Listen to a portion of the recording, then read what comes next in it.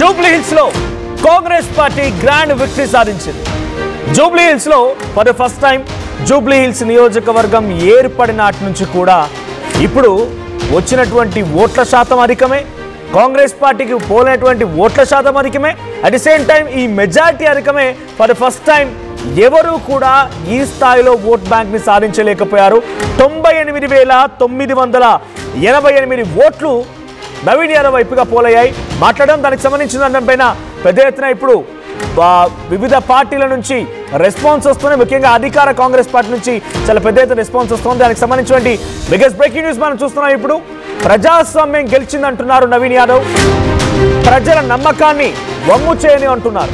కక్షపూరిత రాజకీయాలకి నేను దూరం అంటున్నారు.